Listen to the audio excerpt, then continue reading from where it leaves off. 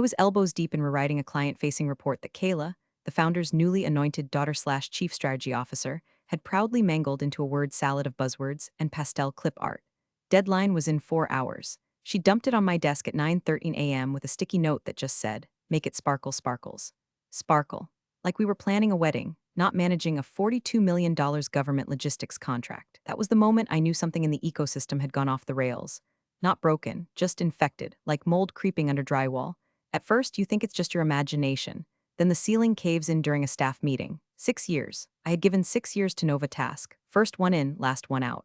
I built our org chart on a napkin in the break room when we still thought payroll was a suggestion. I trained half the current staff. I wrote the damn onboarding manual that Kayla skimmed once, then promptly started contradicting. And now I was scrubbing her garbage like some kind of strategic janitor, while she pranced around introducing herself to vendors like she invented procurement. I know I sound bitter. I promise it's not that. You get tired. There's a special kind of exhaustion that comes from being absolutely essential and utterly invisible. I don't need a trophy, but I do need you to get my name right in the Slack thread when I save your quarterly audit from going full dumpster fire. By the way, if you're one of the 90% who listen but haven't subscribed yet, hey, no pressure. But every like and sub is like a quiet high five to the people who actually do the work behind the scenes. Keeps the coffee flowing and the corporate chaos coming. Anyway, the first time I met Kayla, she wore a shirt that said I'm not bossy. I'm the boss, and I thought it was ironic. It wasn't. Her dad, the founder, had just gifted her a C-level title like a my first promotion playset, Chief Strategy Officer. No experience, no background, just freshly minted from a business degree that probably cost more than my house. She walked in with a gold MacBook and a confidence that could have lit up a power grid, and immediately asked where we kept the interns. We didn't have interns. At first, I tried to give her the benefit of the doubt. Maybe she'd surprise us. Maybe she'd want to learn. That dream died by week 2, when she started renaming entire departments based on YouTube influencers. I kid you not, Brand Alchemy became our new name for logistics. I had to update it in 3 internal systems and 2 dashboards because Kayla thought it sounded more future-facing. She made a big show of every meeting, I mean big, full PowerPoint intros about synergy and operational moonscapes. I once saw her deliver a 10-minute presentation using only stock images of wolves. She didn't know how to pull revenue reports, or what a P and L looked like.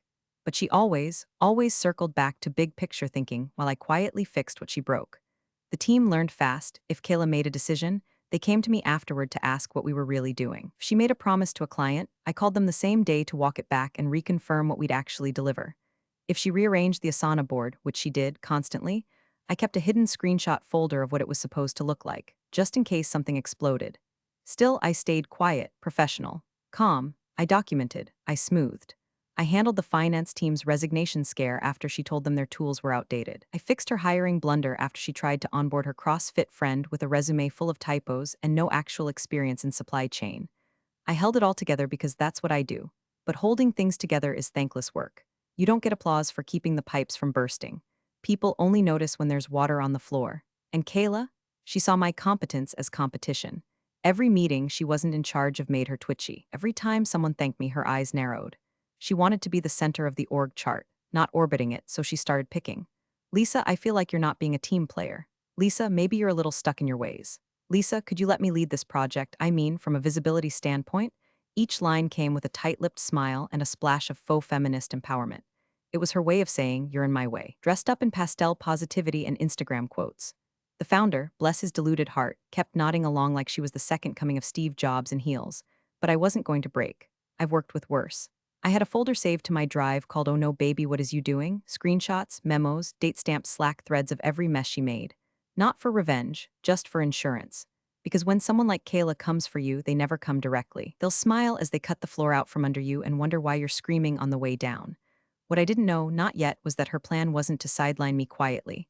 It was to fire me, publicly, loudly, with all the grace of a TikTok breakup video, and it was already in motion.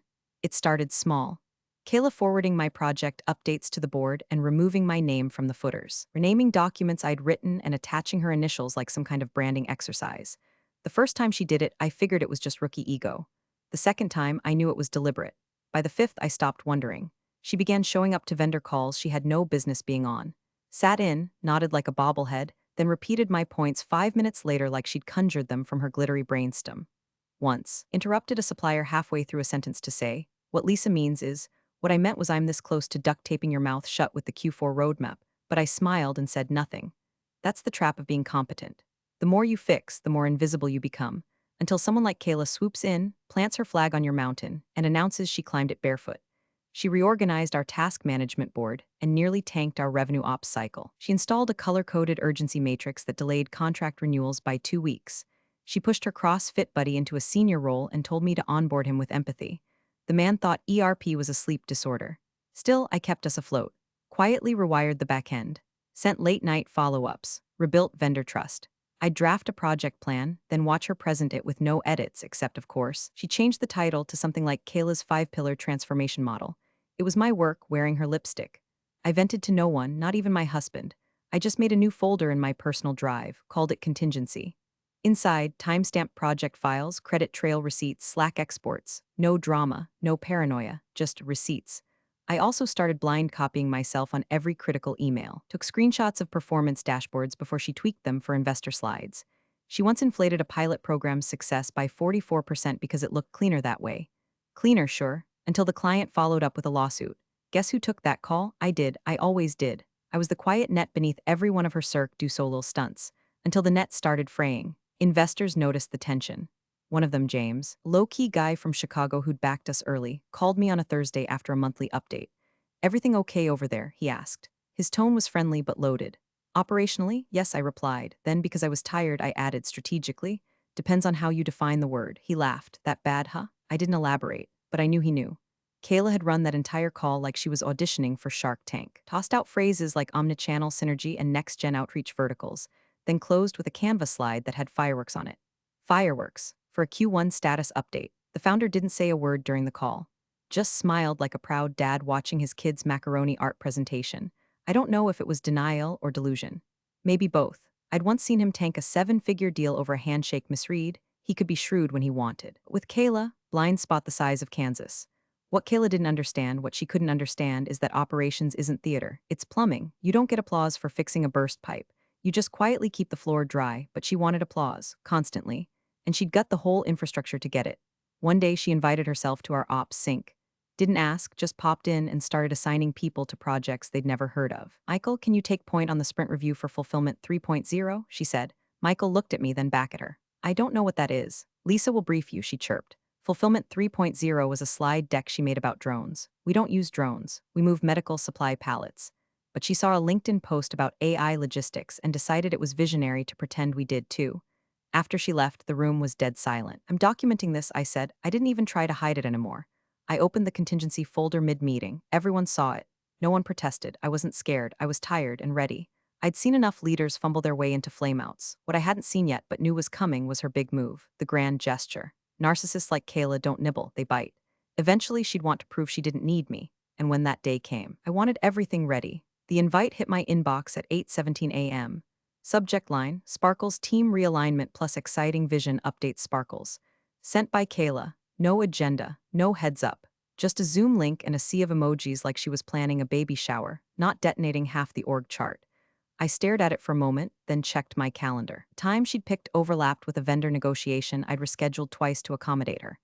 I messaged her directly, conflicts with vendor call.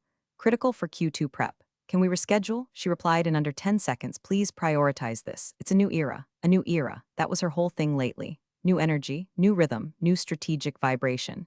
She said it like she was burning sage over a corpse, pretending the body didn't stink. 10 minutes before the call, I opened the contingency folder, updated the timeline doc, took a deep breath. Then I clicked the link. 17 faces popped up on screen, arranged in nervous little Brady Bunch squares. Half of them were ops. The rest were marketing, finance, even 2 junior devs I hadn't seen in months. My gut clenched. This wasn't a sync. This was theater. Kayla's face filled the center. Full glam, blazer, lashes, soft focus zoom filter turned up to 11.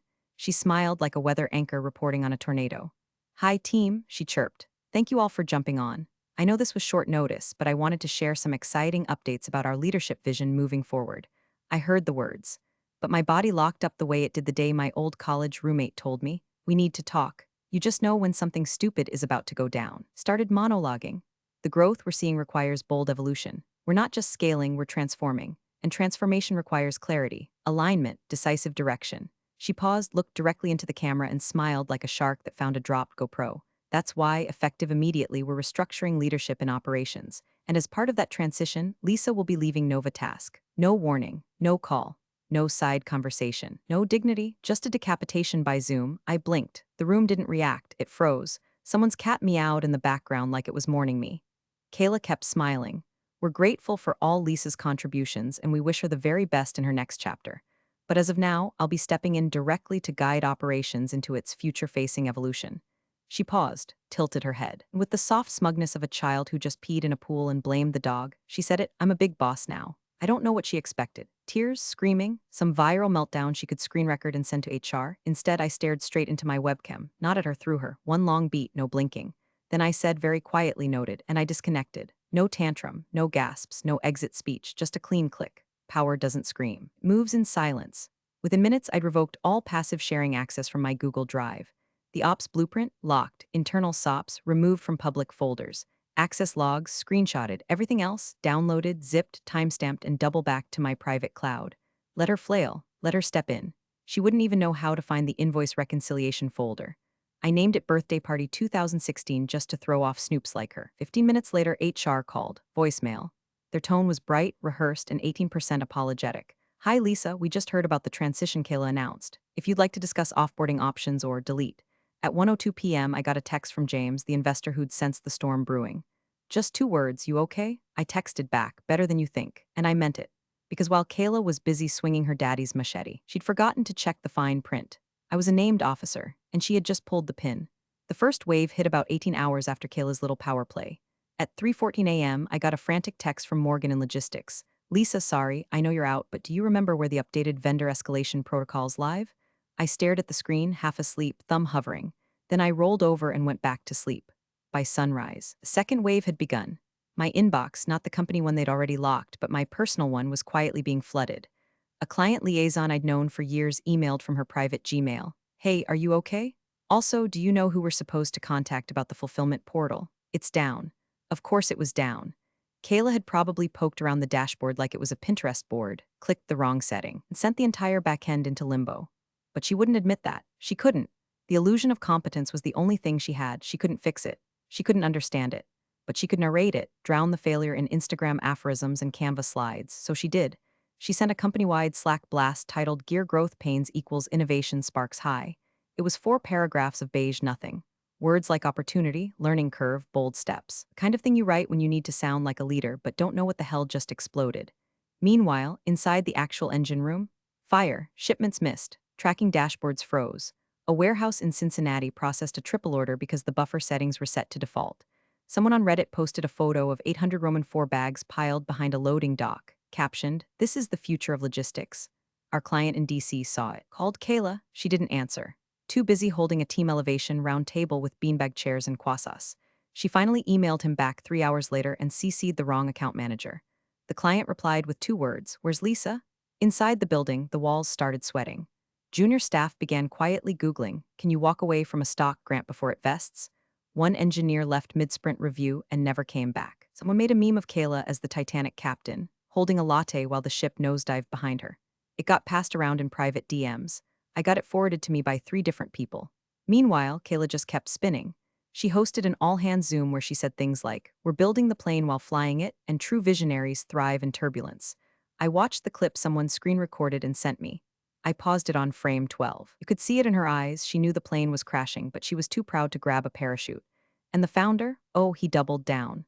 Publicly, he called her young but brilliant, said she had next-gen instincts and untapped momentum. Privately, he tried to reach me via LinkedIn of all places. His message read, "Hi Lisa, hope you're well. Just curious, do you happen to have any notes on the Q2 partner reconciliation process? Totally understand if not." That smiley face, that killed me. 6 years of loyalty, sleepless nights, disaster avoidance, budget miracles, and now he's emoji begging for scraps like I'm still his ops fairy godmother. I didn't reply. Instead, I updated the contingency folder with a screenshot of the message. Just in case, because I knew what was coming. I could see it forming like a storm shelf on the horizon. Investors were circling. Clients were whispering, and Kayla, sealed inside her bubble of curated girl-boss delusion, kept talking louder to drown out the cracks. But cracks don't go away when you ignore them. They spread, they splinter, they collapse, and I was done patching them up. Now I just watched, distant, detached, not with rage, just eerie calm, like a firefighter off duty, sipping coffee while someone else plays with matches. Kayla thought she'd silenced me, but what she really did was cut the brake lines. Gravity was about to do the rest. It was a Wednesday when James, the investor from Chicago who never wasted words, called my personal number. I hadn't spoken to him since the reorg, though I'd noticed his name pop up in a few LinkedIn profile views. I figured he was watching, they all were. He didn't bother with pleasantries. Lisa, he said, voice flat, did you know you're listed in section 4.3 of the term sheet? I didn't flinch. Yes, I said. Do you have a copy? There was a pause, not long. Just enough to suggest gears grinding. I do now, he replied, and that was it. That was the moment the floorboards under Nova Task's glitter-coated chaos finally groaned. Section 4.3. It wasn't even buried deep, it was right there, plain language. The company agrees that no named officer shall be terminated or reassigned without prior written consent from the majority investor. Breach of this provision may render the agreement voidable at investor discretion. Simple, lethal, and Kayla had never read it. Of course she hadn't. She thought term sheet meant a slideshow with pastel gradients. The irony? I was the one who asked for that clause. Back when we were finalizing the last funding round, I was tired of being the silent mule carrying everyone's panic. So I sat down with legal, quietly, and asked if there was a way to protect continuity. Something that said, if you're going to throw the backbone out the window, at least do it with consent. The lawyer added it without a blink. No one on the founder's side paid attention. They were too busy high-fiving over the valuation bump. Now, that oversight had teeth. James didn't need to say it out loud, but I could hear it anyway. The board was pissed. His team had dug through the entire term sheet after getting wind of the client complaints, the staffing chaos, and that unfortunate Reddit photo of 30 defibrillators sitting in a rain-soaked alley. Investors weren't interested in Kayla's vision. They were interested in performance and liabilities. James exhaled into the phone. She fired you in a Zoom? Yep, I said. With no board notice? None. No internal memo. Not until afterward. It was just vibes and ego. He made a sound like he was grinding gravel in his teeth. She has no idea what she triggered, he muttered. She doesn't know what she doesn't know, I said, which is the most dangerous kind of ignorance. I heard voices in the background, legal team, I assumed, paper shuffling. A printer chirped. Then a woman's voice read aloud, Section 4.3, removal of named officers, investor approval required. James came back, we're convening tomorrow. Emergency session, you'll be looped. I don't work there anymore, I reminded him. His voice sharpened. Lisa, you're a named officer. That doesn't just vanish because someone's nepotism Barbie declared it on Slack. That line stuck with me.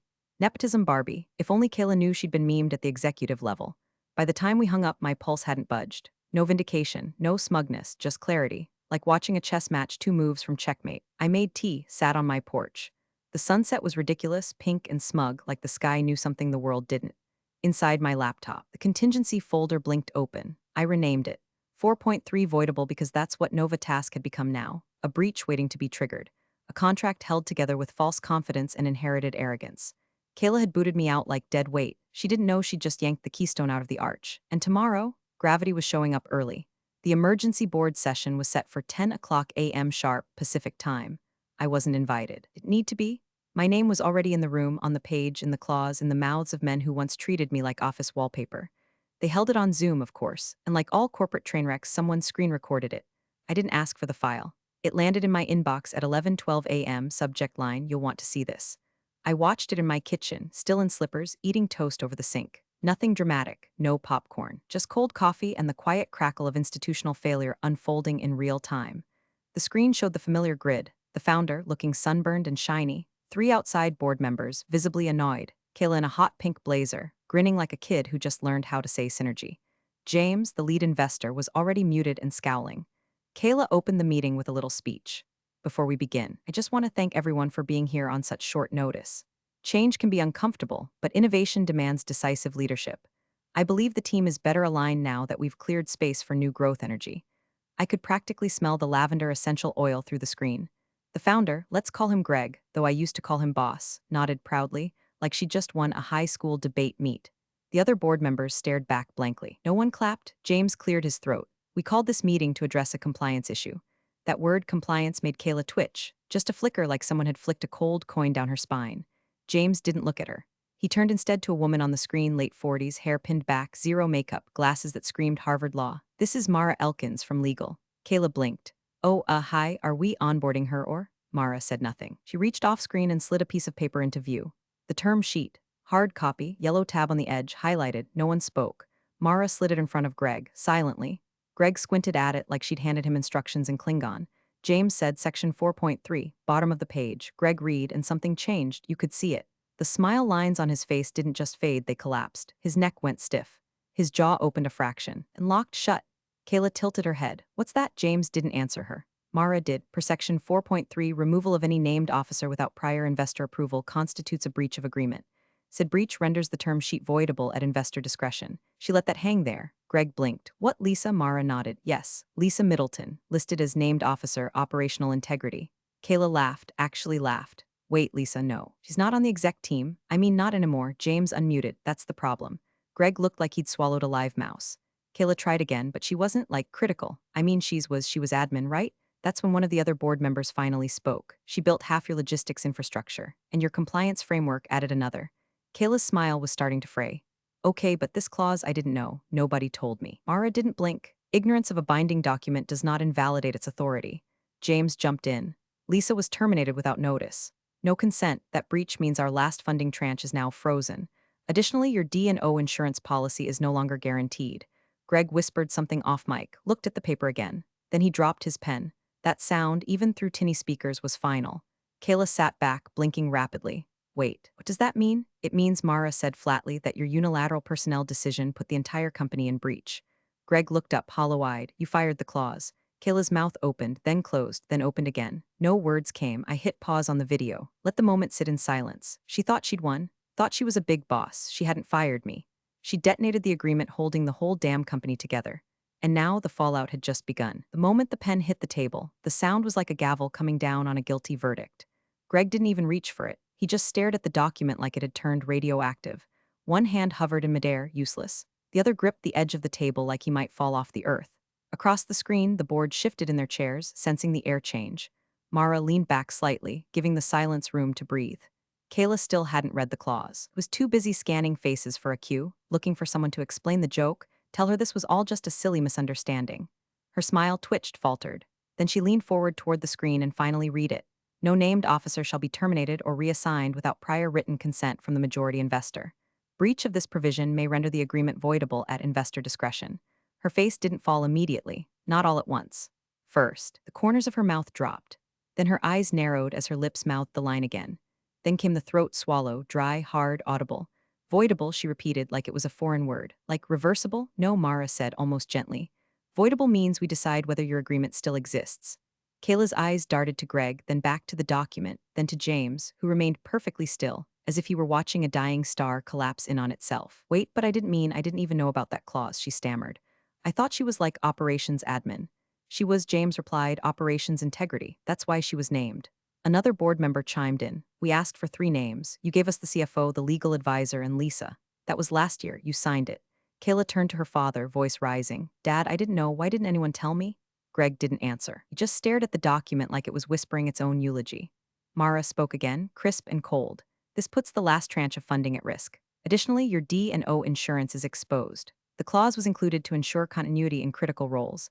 Unilateral removal of a named officer, especially without investor notice, is a material breach. Kayla's hands fluttered, palms up. But we've already spent most of that funding. James nodded. Yes, and now your liability coverage is compromised. Retroactively. That hit her like a slap. She opened her mouth, then stopped. The realization, real, undeniable, finally cracked through whatever glitter-glue delusion she'd been living in. And for the first time in the entire meeting, she was silent. Greg finally spoke. One word, Lisa, just that, nothing else. It landed like a ghost walking through the room. Lisa warned us, one of the older board members muttered. She flagged the clause when it was signed. Said she wanted it there in case someone made a move without thinking. Kayla turned pale. I didn't even see it because you never read it, another member snapped. She looked down, deflated, cornered. The blazer, the lashes, the smug little smirk, all gone now. Just a scared girl at the helm of a machine she didn't know how to drive, mid-nosedive. James pulled the final lever. We're calling an investor review. No new executive actions until we complete a governance audit. All decisions frozen. That includes your role, Kayla. She froze. What? You're putting me on pause? You put the company on pause, Mara said. We're just aligning the controls. Greg still hadn't moved. Just stared at the clause like it might blink first. I hit play again. In the video's final moments, Kayla slowly reached forward and muted her mic. But it was too late. The silence she left behind said everything she never could. And me? I watched from my kitchen. Calm, clean, no gloating, just a steady pulse and a view of the crumble. I didn't need to be in that meeting. My name already was. The official notice went out 3 days later. In light of recent developments, all executive decisions are suspended pending governance review. No signatures, no fanfare, just a clean black banner across the internal dashboard and a PDF link from James's assistant. One click, and every C-suite fantasy Kayla had stitched together with hashtags and highlighters began to dissolve like sugar in warm water. Funding, suspended. Strategic meetings, canceled. Her pet projects, Dronify Logistics, Fulfillment 3.0, the Women Who Synergize Brunch series, shuttered overnight.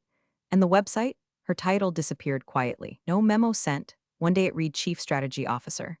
The next it just didn't. The org chart was uploaded without a timestamp, like she'd never been there. No scandal, no confrontation, just erasure by omission. The corporate version of being ghosted by your own company. Internally, they said she was stepping back for optics. Optics. The word you use when someone's become a liability, but you don't want to clean up the blood in public. The investor audit began immediately. Greg was pulled into closed-door sessions and grilled on every signature.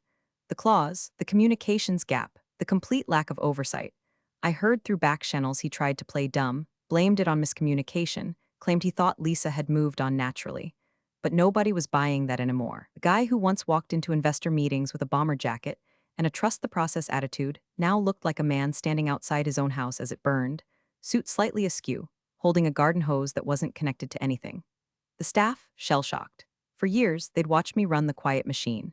Then Kayla parachuted in like she was auditioning for a startup-themed reality show and tried to run the place on Instagram quotes and scented whiteboards. Now the curtain had been pulled and they were left with empty platitudes and unanswered Slack messages. People started forwarding each other my old memos. One junior PM sent around a PDF I'd written last year called If I Get Hit by a Bus, Continuity Guide. It became required reading. Another engineer emailed me just one sentence. I think the bus came. I didn't reply. I didn't need to. My revenge wasn't the dramatic kind. No viral expose. No rage-fueled lawsuit. Just a little clause. A line of text most of them never read.